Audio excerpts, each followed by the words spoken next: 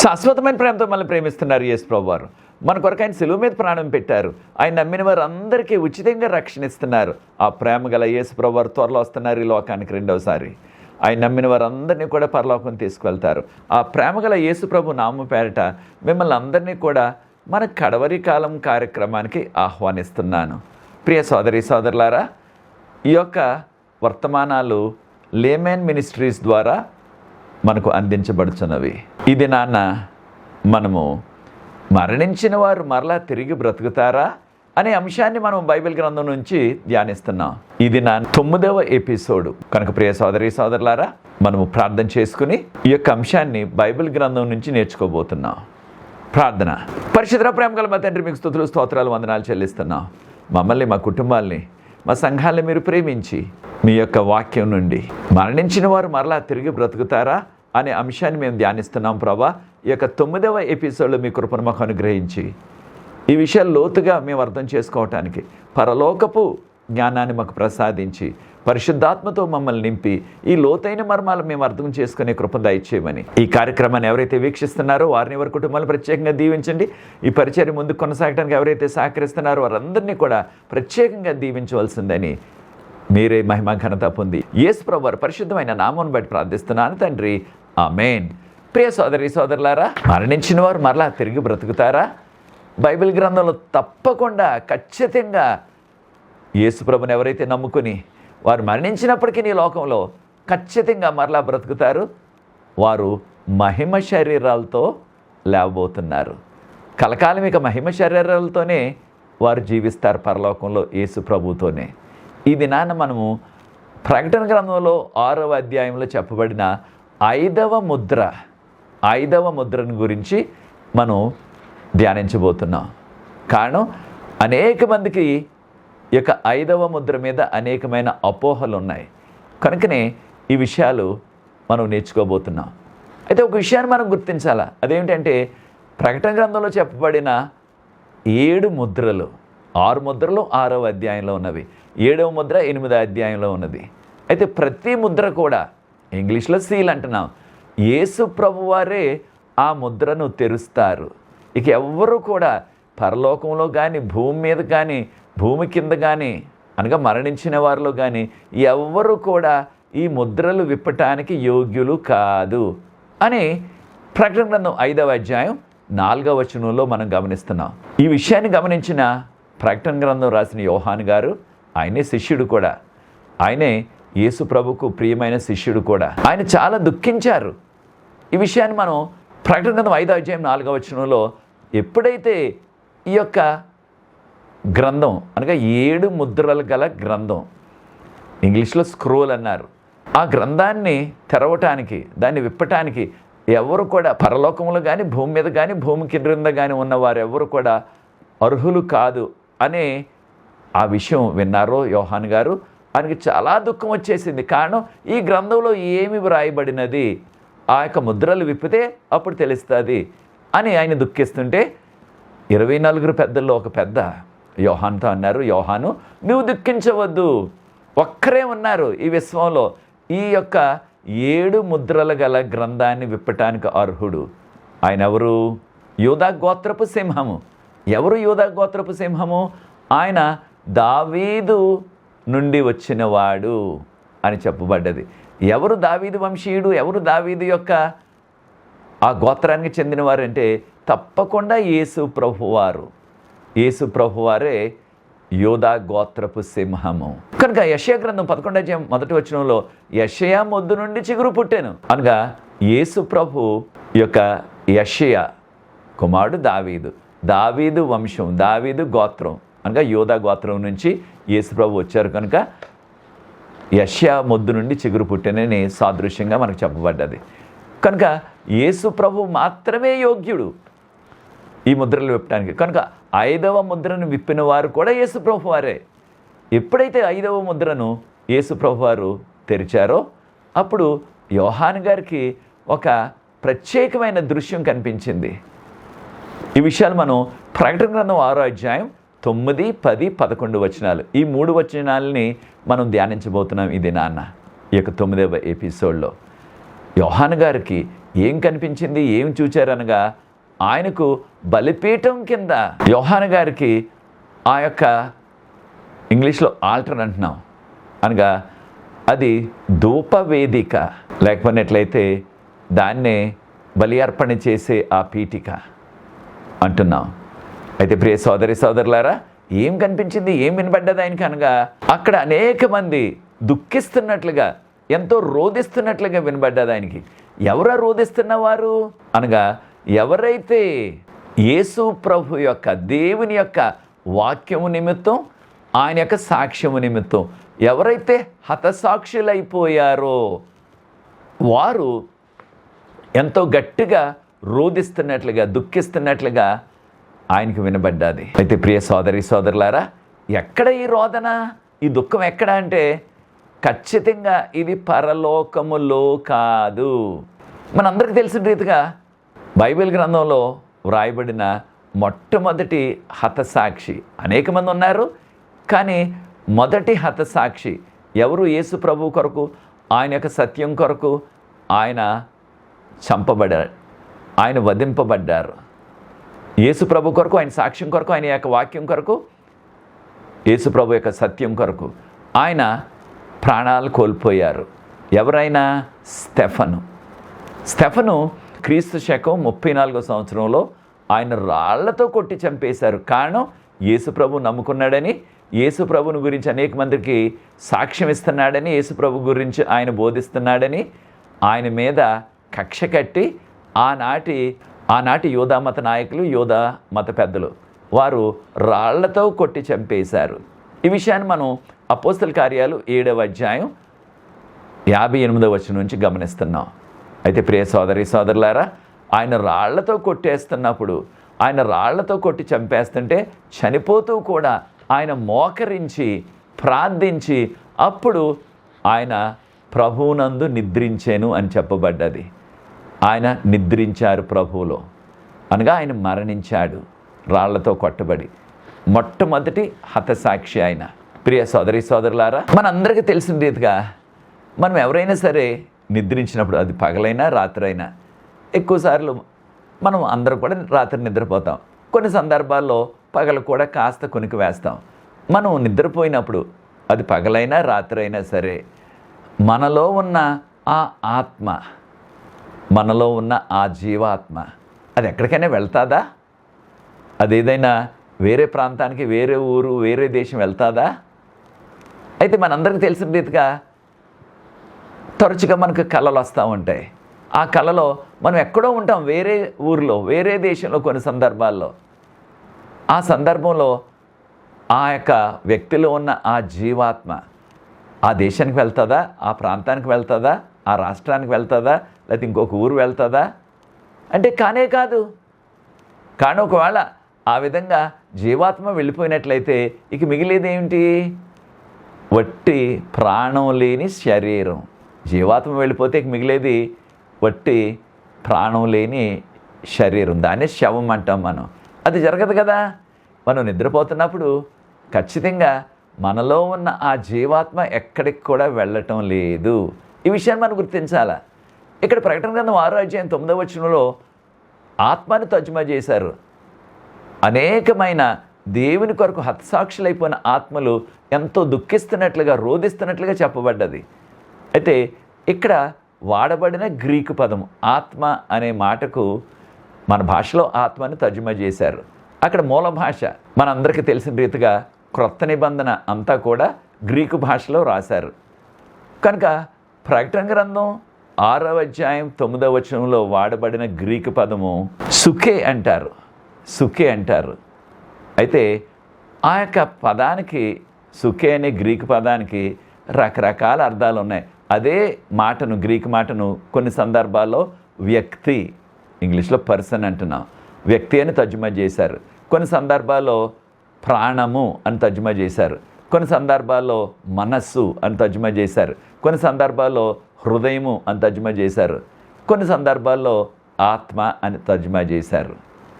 కనుక ఇక్కడ ఆత్మలు రోధిస్తున్నాయి, ఆత్మలు దుఃఖిస్తున్నాయని చెప్పబడ్డాది. అయితే ఎక్కడ దుఃఖిస్తున్నారు వీరు అనేదే ప్రశ్న మనకి. అయితే చాలామంది అపోహపడేది ఏమిటంటే వీరు పరలోకంలోకి వెళ్ళిపోయి, అంటే చాలామంది యొక్క అపోహ ఏమిటంటే చనిపోయిన వెంటనే మంచివారైతే ఆ వ్యక్తి యొక్క ఆ ప్రాణము లేక ఆ జీవాత్మ, జీవవాయువు, రకరకాల పేర్లతో పిలుస్తున్నారు, అది పరలోకం వెళ్ళిపోతుంది అన్నట్టుగా అనుకుంటున్నారు. ప్రకటన గ్రంథం 6:9 గమనించినట్లయితే వీరు ఎంతో బిగ్గరగా గట్టిగా దుఃఖిస్తున్నారు, రోధిస్తున్నారు. అయితే ప్రియ సోదరి సోదరులారా, ఒక విషయాన్ని గమనించాలా, వారు పరలోకంలో దుఃఖిస్తున్నారా, భూమి మీదే దుఃఖించారా? అయితే మనందరికీ తెలిసిన విషయం ఏమిటంటే ఈ దుఃఖం అనేది, ఏడ్పు అనేది ఈ భూమి మీద మాత్రమే మనకొచ్చే మానవులుగా మనకొచ్చే రకరకాల వ్యాధులను బట్టి, సమస్యలను బట్టి, సవాళ్ళను బట్టి అప్పుడప్పుడు మనం దుఃఖిస్తూ ఉంటాం. కొన్ని సందర్భాల్లో ఎంతో రోధిస్తాం పరిస్థితిని బట్టి. అయితే అది ఈ భూమి మీద మాత్రమే, ఈ పాపలోకంలో మాత్రమే. ఖచ్చితంగా పరలోకంలో ఆ విధమైన రోదన, దుఃఖము లేనే లేవు. ప్రకటన గ్రంథం 21:4 ఇవి నా మాటలు కాదు, దేవుని మాటలు, బైబిల్ గ్రంథంలో ఉన్న మాటలు. పరలోకంలో ఇక దుఃఖం అనేది లేనే లేదు, కన్నీళ్ళు అనేవి లేనే లేవు. కనుక వీరు అనగా వీరి యొక్క జీవాత్మ, లేకపోతే వీరి యొక్క ప్రాణాలు, లేకపోతే వీరి యొక్క ఆత్మలు కొంతమంది అనుకునే రీతిగా దుఃఖించేది పరలోకంలో కాదు. కారణం పరలోకంలో దుఃఖం అనేది లేనే లేదు. ప్రకటన గ్రంథం 21:4 కనుక వీరు ఎంతో బిగ్గరగా గట్టిగా రోధిస్తున్నారని ప్రకటన గ్రంథం 6:9 మనం చూచాం. కనుక అది ఖచ్చితంగా పరలోకంలో కాదు, ఈ భూమి మీదే ఆ రోదనలు, దుఃఖాలు, కన్నీళ్ళు పెట్టడం ఈ భూమి మీదే తప్ప పరలోకంలో కాదు. అయితే ఒక విషయాన్ని గమనించాలా, వీరు హతసాక్షులు. అనగా యేసుప్రభు నమ్ముకున్నారు కనుక ఆయన కొరకు, ఆయన సత్యం కొరకు, ఆయన వాక్యం కొరకు, ఆయన కొరకు ఇచ్చే సాక్ష్యాన్ని బట్టి వారు ఎంతో వేధించబడి, ఎంతో వారు శ్రమలు పడి వారి యొక్క ప్రాణాలు విడిచారు. కనుక ఆ శ్రమలు పొందినప్పుడు, వారు ప్రాణం విడుస్తున్నప్పుడు, ఆ దెబ్బలు తింటున్నప్పుడు, ఉదాహరణకు స్టెఫన్లాగా రాళ్ళతో కొట్టేస్తుంటే మానవుడిగా ఎవరైనా సరే దుఃఖిస్తాం. ఆ విధంగా కొడుతున్నట్లయితే, లేకపోతే ఆ విధంగా హింసలు పొందుతున్నట్లయితే ఖచ్చితంగా మనం రోధిస్తాం. అయితే ఈ రోదన వారు మరణించినప్పుడు ఈ భూమి మీద వారు చేసిన ఆ రోదన, ఆ దుఃఖం, అంతేగాని పరలోకములో కాదు. ఈ విషయాన్ని మనం గుర్తించాలా. మనందరికీ తెలిసిన రీతిగా కయ్యోను తన యొక్క తమ్ముడైన ఏబేలుని చంపేశాడు. చంపేసినప్పుడు ప్రభు ప్రశ్నించారు, ఏమని? కయ్యోను, మీ తమ్ముడైన ఏబేలు ఎక్కడున్నాడు? ఆయనేమో, నేను మా తమ్ముడికి కాపలావాడినా, నాకు తెలియదు అన్నాడు. అనగా కయ్యోను ఉద్దేశం ఏంటంటే తను చేసిన ఆ దుష్టకార్యం, తను చేసిన ఆ పాపము, తను చేసిన ఆ హత్య ఇక ఎవ్వరికీ కూడా తెలియదు అనుకున్నాడు ఆయన. ఈ ఆధ్యాత్మిక సత్యాన్ని కూడా నేర్చుకోవాలి మనం. ఎప్పుడైనా సరే మనం పొరపాటు చేసినప్పుడు, పాపం చేస్తున్నప్పుడు మనం చుట్టూ చూస్తూ ఎవరూ నన్ను చూడట్లేదు అనుకుంటాం మానవులుగా. అప్పుడు చేస్తాం ఆ దొంగతనం కానీ, లేకపోయినట్లయితే ఆ దుష్ట కార్యం కానీ. కయ్యోను కూడా అదే విషయంలో అనుకున్నాడు. కయ్యోను కూడా అదే అనుకున్నాడు, బహుశా దేవునికి తెలియదని. ప్రభువారు అన్నారు ఆదికాండం 4:10 నీ తమ్ముని యొక్క రక్తము, ఆ ఏబేలు యొక్క రక్తము భూమి మీద నుండి నా సన్నిధిలో దుఃఖిస్తుంది, మొరపెడుతుంది. ఎక్కడి నుండి? భూమి మీద నుండి. అక్కడ రోధించేవారు, దుఃఖించేవారు, లేకపోతే మొరపెట్టేవారు ఎవరు? ఆయన రక్తం. ఆత్మ కాదు, ఆయన రక్తం. ఎక్కడి నుంచి? భూమి మీద నుంచి. ప్రభు అనలేదు, ఏబేలు నీతిమంతుడు, విశ్వాసి. హెబ్రీయులకు రాసిన పత్రిక 1 మొట్టమొదటి విశ్వాసుల జాబితాలో ఏబేలు పేరే మొదట ఉన్నది. అయితే ఏబేలు విశ్వాసి అయినప్పటికీ, నీతిమంతుడు అయినప్పటికీ ప్రభు అంటున్నారు, నీ తమ్ముని రక్తం భూమి మీద నుంచి నాకు మొరపెడుతుంది. ప్రభు అనవచ్చు కదా, మీ తమ్ముడిని నువ్వు హత్య చేసేసావు, మీ తమ్ముడి యొక్క ఆత్మ పరలోకం వచ్చేసింది, ఇక్కడ నా సన్నిధిలో దుఃఖిస్తుంది ఏబేలు యొక్క ఆత్మ అనొచ్చు కదా. అనలేదు ప్రభువారు. భూమి మీద నుండి మొరపెడుతుంది, భూమి మీద నుంచి దుఃఖిస్తుంది. కనుక ప్రియ సోదరి సోదరులారా, ఆ యొక్క రోదన, దుఃఖం అవన్నీ కూడా భూమి మీదే జరుగుతాయి, కానీ పరలోకంలో ఆ రోదన, దుఃఖం, వేదన లేనే లేవు. అయితే ప్రియ సోదరి సోదరులారా, మరొక విషయాన్ని కూడా మనం గుర్తించాలా. అదేమిటంటే మరొక విషయాన్ని కూడా మనం గుర్తించాలా. దేవునికి తెలియకుండా మనం ఏది కూడా దాచలేము. ఎక్కడ ఈ విశ్వంలో ఏది జరిగినప్పటికీ, మన భాషలో అంటాం చీమ చిటుక్కుమన్నప్పటికీ ఖచ్చితంగా అది దేవునికి తెలియకుండా ఉండదు. దేవునికి మనం దాచగలిగినది ఏది కూడా లేదు. అది మంచి అయినా చెడ్డైనా సరే మనం దాచలేం. అన్నీ కూడా ప్రభువుకు తెలుసు. ఉదాహరణకు అది జననమైన, వివాహమైన, మరణమైన, మంచి కార్యమైన, ఒక శుభకార్యమైన, ఒక విషాదమైన కార్యమైన, ఏదైనా సరే ప్రభువుకు తెలియకుండా ఏది దాచలేము. ఈ విశ్వంలో అన్నీ కూడా ఆయనకు తెలుసు. ప్రతిదీ కూడా ఆయన దృష్టికి వస్తుంది. కనుక ప్రియ సోదరి సోదరులారా, ప్రభు అన్నారు, కయ్యోను మీ తమ్ముని యొక్క రక్తం నా దగ్గర మొరపెడుతుంది, నా దగ్గర ఎంతో దుఃఖంతో నా దగ్గర మొరపెడుతుంది అన్నారు ప్రభువారు. కనుక ప్రియ సోదరి సోదరులారా, ఎప్పుడైనా సరే ఒక విశ్వాసి కన్నీళ్లు విడిచినట్లయితే, ఎప్పుడైనా సరే ఒక విశ్వాసి ప్రభువు నమ్ముకున్న వ్యక్తి, స్త్రీ అయినా పురుషుడైనా, వారికి ఉన్న సవాళ్ళను బట్టి, వారికి ఉన్న సమస్యలను బట్టి, వారికి ఉన్న ఇబ్బందులను బట్టి వారు కన్నీళ్లు విడిచినట్లయితే, వారు దుఃఖించినట్లయితే తప్పకుండా ప్రభువు దాన్ని చూస్తారు. ప్రభువారు స్పందిస్తారు. వెంటనే ఆయన పట్టించుకోకుండా పోరు. కారణం యేసు ప్రభుకున్న ఒక బిరుదు ఇమ్మాన్యుయేలు. ఇమ్మాన్యుయేల్ అంటే దేవుడు మనతో ఉంటారు, మనతో ఉండే దేవుడు. మనకున్న ఏ సమస్య అయినా, ఏ సవాళ్ళైనా సరే ఆయనకు తెలుసును కనుక ఆ పరిస్థితిని బట్టి ఆయన వెంటనే స్పందించి వారిని ఆదుకుంటారు. కనుక ప్రియ సోదరి సోదరులారా, మనందరికీ తెలుసు షడ్రకు, మేషకు, అబేద్నిగో అవి బబులోని పేర్లు. వారి యొక్క బైబిల్ పేర్లు హననయ, అజ్రాయ, మిసాయేలు. ఈ విషయాన్ని మనం దానియేలు గ్రంథం 1వ అధ్యాయంలో గమనిస్తున్నాం.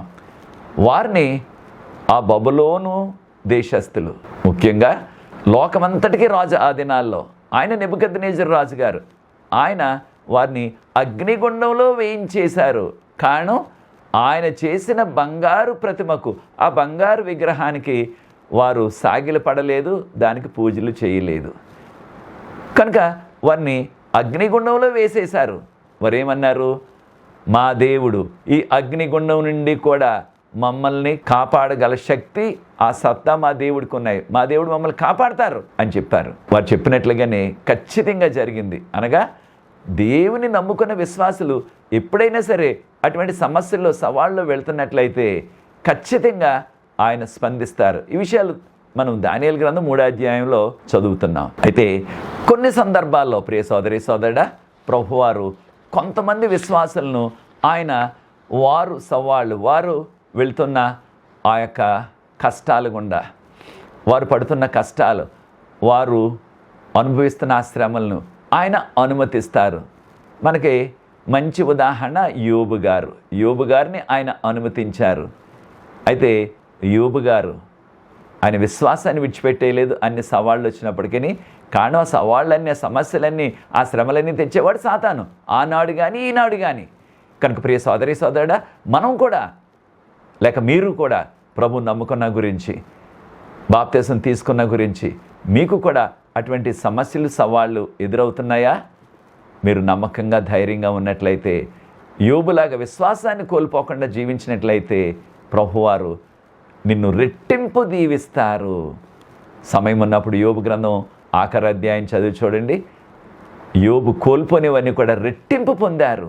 కారణం ఆయన విశ్వాసాన్ని విడిచిపెట్టకుండా కొనసాగారు. కనుక కొన్ని సందర్భాల్లో ప్రభువారు వారి విశ్వాసాన్ని బలపరచడానికి, అనేక మందికి వారు ఒక మాదిరిగా చేయటానికి, అనేక మంది విశ్వాసులకు రాబో కాలాల్లో వారిని ఒక మాదిరిగా చేయటానికి ప్రభువారు అటువంటి సవాళ్ళు ఆయన అనుమతిస్తారు. కనుక ప్రియ సోదరి సోదరులారా, దేవుడు ఆ యొక్క సింహాసనాసీనుడై ఆయన మనం పడుతున్న ప్రతి శ్రమ, మనం ఎదుర్కొంటున్న ప్రతి సవాల్ను ఆయన చూస్తున్నారు.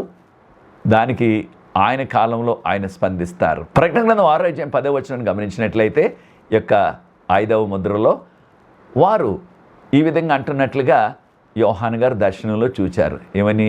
ఎంతకాలం ఓ ప్రభువా మీరు పరిశుద్ధులు, మీరు న్యాయవంతులు, మీలో సత్యం ఉన్నది. ప్రభువా ఎంతకాలం మీరు మా యొక్క విరోధులు, మమ్మల్ని ఎవరైతే హతమార్చేశారో వారికి శిక్ష వేయకుండా, మా యొక్క రక్తాన్ని బట్టి, అనగా మా రక్తాన్ని చిందించారు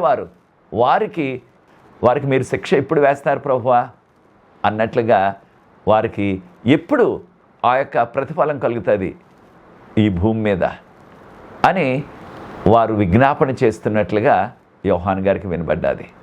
నిజమే, ఖచ్చితంగా మానవులుగా వారు ఎంత భక్తుడైనప్పటికీ వారు ఆ శ్రమల గుండా వెళ్తున్నప్పుడు ఖచ్చితంగా వారి మనసులో ఆలోచన వస్తుంది. ఆ ఆలోచన ఖచ్చితంగా ఒక దినాన్న నాకు ఇన్ని హింసలు తెస్తున్నారు, నన్ను ఇంతగా హింస పెడుతున్నారు, నాకు అనేకమైన శ్రమలు తెచ్చిపెట్టారు, వీరికి ఖచ్చితంగా ప్రతిఫలం ఆ దేవుడే ఇస్తారు, వారికి శిక్ష ఆ దేవుడే వేస్తారు, యేసు ప్రభువే వేస్తారు అనే ఆ ఆలోచన వారికి వస్తుంది. అలాంటి ఆలోచనే ఇక్కడ సాదృశ్యంగా హతసాక్షులైన వారికి కూడా వచ్చినట్లుగా మనం చూస్తున్నాం. ఎంతకాలం ప్రభువా, న్యాయవంతుడైన దేవుడా, సత్యవంతుడైన దేవుడా, ఎంతకాలం మీరు వారికి శిక్ష వేయకుండా అలాగా ఆలస్యం చేస్తున్నారు ప్రభువా అన్నారు. అయితే ప్రియ సోదరి సోదరులారా, ఈ యొక్క ఆలోచనలు వారికి మరణించిన తరువాత కాదు వచ్చినది, మరణిస్తున్న సమయంలో. మనం అపోహపడేది ఏమిటంటే వారు మరణించిన తర్వాత పరలోకం వెళ్ళిపోయి పరలోకంలో వారు దుఃఖిస్తూ ఆ యొక్క ధూపపీఠిక దగ్గర వారు ఈ విధంగా రోధిస్తున్నారు అనుకునేవారు, ఆ విధంగా వివరించేవారు కూడా అనేక మంది ఉంటున్నారు. అది సరికాదు. కారణం పరలోకంలో ఆ రోదన వేదన దుఃఖాలు లేవు. కనుక వీరు దుఃఖించినది రోధించినది అది భూమి మీద వారు మరణిస్తున్న సమయంలో, వారు ఆ వేదనలో ఆ హింసలో వారు ప్రాణాలు పోతున్న సమయంలో వారు ఆలోచించిన ఆలోచనలు ఇవి. అవి దేవుని సన్నిధికి ఒక ధూపం వల్లే చేరినవి. కనుక ప్రియ సోదరి సోదరులారా, గడిచిన ఎపిసోడ్లో మనం నేర్చుకున్నాం, ఏ వ్యక్తి కూడా ఎంత భక్తుడైనా సరే, హతసాక్షి అయినా సరే, హతసాక్షులు అవ్వటం అంటే సామాన్యం కాదు. ఎంతో వేదన రోదన ఎంతో శ్రమలు వారు పొంది అప్పుడు ప్రభువు కొరకు వారు హతసాక్షులైపోయారు, అనగా మరణిస్తున్నారు. అటువంటి వారు కూడా ప్రియ సోదరి సోదరులారా, వారు ఎంత భక్తుడైనా సరే, ఎంత నీతిమంతులైనా సరే, చనిపోయిన వెంటనే ఎవరు కూడా పరలోకం వెళ్ళరు.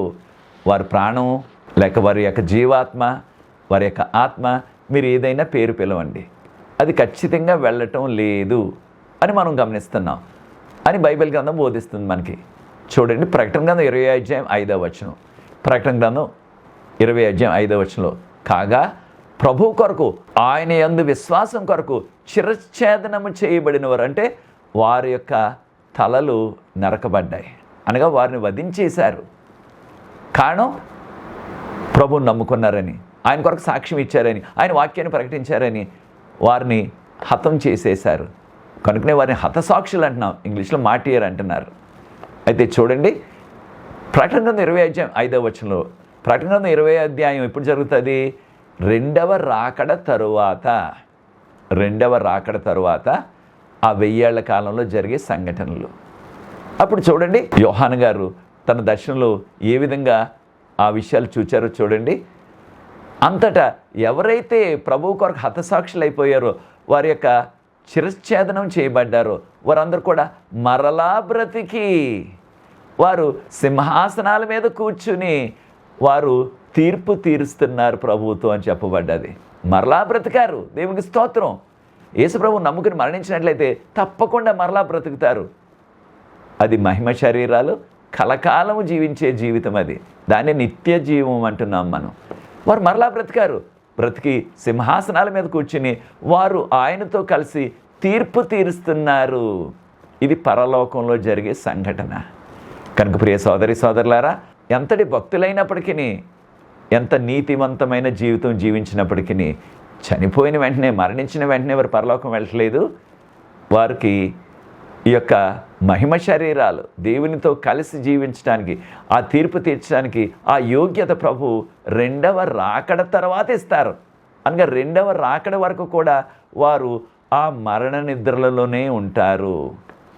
అప్పుడు చూడండి, వారికి సాదృశ్యంగా తెల్లని వస్త్రాలు ఇవ్వబడ్డాయి. తెల్లని వస్త్రాలు దేనికి సాదృశ్యం? దేవుని యొక్క నీతికి సాదృశ్యం. అనగా వీరికి ఒక అభయం ఇవ్వబడ్డది. మీరు ఖచ్చితంగా నిత్య జీవాన్ని పొందుతారని అభయం ఇవ్వటం అన్నమాట. తెల్లని వస్త్రాలు వారికి ఇవ్వబడ్డాయి. కానీ వారికి ఏం చెప్పారు? ప్రకటన గ్రంథం 6:11 వచనాన్ని గమనించండి. ప్రకటన గ్రంథం 6:11 గమనించినట్లయితే వారికి తెల్లని వస్త్రాలు ఇచ్చి మీరు కొంచెం సేపు వేచి ఉండండి, కొంచెం సేపు ఇంకా విశ్రాంతి తీసుకోండి. దేనికి వారు ఇంకా కొంచెం సేపు వేచి ఉండాలంటే మీ తోటి భక్తులు అనగా మీకులాంటి భక్తులు ఇంకా కొంతమంది ఉన్నారు భూమి మీద, వారు కూడా మీకులాగే ఈ భూమి మీద ఈ సవాళ్ళన్నీ పొంది వారు కూడా మీకులాగే మరణించాలి, హతసాక్షులు అవ్వాలా. అంతవరకు మీరు ఓపిక పట్టండి అనగా ప్రియ సోదరి సోదరులారా, మీరు విశ్రాంతి పొందండి. అనగా విశ్రాంతి పొందటం అంటే మరణం, ఆ మరణంలోనే ఆ యొక్క మరణ నిద్రే విశ్రాంతి. మనం నిద్రపోతున్నప్పుడు మనకు కలిగేది ఏమిటి? మన శరీరానికి విశ్రాంతి. అలాగే కొంతకాలం భూమి మీద జీవించిన తర్వాత మనకు వచ్చేది మరణం. ఆ మరణం ద్వారా మనకు వచ్చేది ఆ యొక్క విశ్రాంతి. కనుకనే చూడండి, గాబ్రియేలు దూత దానియేలు ప్రవక్తతో చెప్పారు. అప్పటికి దానియేలు గారికి 90 సంవత్సరాలు దాటిపోయినాయి. 90 సంవత్సరాలు దాటిపోయాయి. దానియేలు గ్రంథం 12:13 వచనంలో గాబ్రియేలు దూత అన్నారు, దానియేలు నీవు విశ్రాంతి పొందు, అప్పుడు ఆఖరు గడియలో ఆఖరు దినాన మరలా లేచి నీ కొరకు ఏర్పాటు చేయబడిన ఆ బహుమానాన్ని, ఇంగ్లీష్లో రివార్డ్ అంటున్నాం, ఆ బహుమానాన్ని నువ్వు పొందుతావు. అనగా అప్పటి వరకు కూడా ఎప్పుడు దేవుడిచ్చే బహుమానం పొందేది? రెండవ రాకడ దినాన. ఆ జీవ కిరీటం అవన్నీ కూడా మనం పొందేది రెండవ రాకడ దినాన. కనుక రెండవ రాకడ వరకు కూడా విశ్రాంతి పొందటం అంటే ఆ మరణ నిద్రలోనే వారు ఉంటారు. ఆ మరణ నిద్రలో మట్టి అయిపోతారు. అయితే మరణ నిద్రలో మరణించిన వారికి ఏమీ తెలియదని ప్రసంగి గ్రంథం 9:5-6 వచనాల్లో మనం చదువుతున్నాం. బ్రతుకున్న మనకు తెలుసు ఒక దినాన్ని మనం మరణిస్తామని, కానీ చనిపోయిన వారికి ఇక ఈ భూమి మీద జరిగేది ఏది కూడా ఇక వారికి తెలియదు అని చెప్పబడ్డది. కనుక దానియేలు గారికి కూడా, దానియేలు లాంటి ప్రవక్త అయినప్పటికీ ఆయన వెంటనే పరలోకం వెళ్ళలేదు, ఏ భక్తుడు కూడా వెళ్ళలేదు. కారణం రెండవ రాకడ వరకు కూడా వారు మరణ నిద్రలోనే ఉంటారు. కనుక మరణ నిద్ర వచ్చే వరకు కూడా వారు యొక్క విశ్రాంతి పొందుతూ ఉంటారు. కనుక ప్రియ సోదరి సోదరులారా, అపోస్తల కార్యాలు 2:28-34 వరకు ఉన్న వాక్య భాగాన్ని చదివినట్లయితే పేతురు గారు అంటున్నారు, దావీదు రాజు మరణించాడు, ఆయన సమాధి మన దగ్గరే ఉన్నది, ఆయన ఇంకా పరలోకానికి ఎక్కిపోలేదు అంటున్నారు. అపోస్తల కార్యాలు 2:34 వచనంలో. అనగా మరణించిన వారు ఎవ్వరు కూడా ఇంకా పరలోకం వెళ్ళలేదు. రెండవ రాకడప్పుడు వారు మరణ నిద్రలోంచి మేలుకుంటారు. అప్పుడు మహిమ శరీరాలతో ప్రభు మనల్ని పరలోకం తీసుకువెళ్తారు. కనుక ప్రియ సోదరి సోదరులారా, ఈ 5వ ముద్ర సాదృశ్యంగా చెప్పబడ్డది, అంతేగాని దీన్ని వాస్తవంగా పరలోకంలో చనిపోయిన వారి ఆత్మలు దుఃఖిస్తున్నారు, రోధిస్తున్నారని అనుకోవద్దు. అది సరికాదు. కారణం రెండవ రాకడ వరకు కూడా మరణించిన వారు ఎవరైనా సరే ఆ మరణ నిద్రలోనే ఆ విశ్రాంతి పొందుతున్నారు. రెండవ రాకడలో మహిమ శరీరంతో లేస్తారు, ప్రభు పరలోకం తీసుకెళ్తారు. అది నీ నిర్ణయం అన్నట్లయితే నాతో ఏకీవించండి, ప్రార్థించి ఈ యొక్క 9వ ఎపిసోడ్ ముగిస్తాను. అనేక విషయాలు ఉన్నాయి కనుక వచ్చే ఎపిసోడ్లో కూడా 10వ ఎపిసోడ్లో కూడా మరికొన్ని విషయాలు మనం నేర్చుకోబోతున్నాం. ప్రార్థన. పరిశుద్ధ ప్రేమ గల మా తండ్రి, మీకు స్తుతులు స్తోత్రాలు చెల్లిస్తున్న కార్యక్రమాన్ని ఎవరైతే వీక్షిస్తున్నారో ప్రతి వారిని వారి కుటుంబాలు ప్రత్యేకంగా దీవించండి. మీ యొక్క వాక్యం నుండి ప్రభా, మీ యొక్క బైబిల్ గ్రంథం నుండి ఈ సత్యాలు నేర్చుకొని మీకు యోగ్యమైన కుమారులుగా కుమార్తెలుగా జీవిస్తూ త్వరలో మీరు వస్తున్నారు. మీరు అక్కడి కొరకు మేము సిద్ధపడచ్చు, అనేక మందిని సిద్ధపరిచే ఆ ధన్యత దయచేయవలసిందని యేసు ప్రభువారి పరిశుద్ధమైన నామమును బట్టి ప్రార్థిస్తున్నాను తండ్రి. ఆమేన్. God bless you.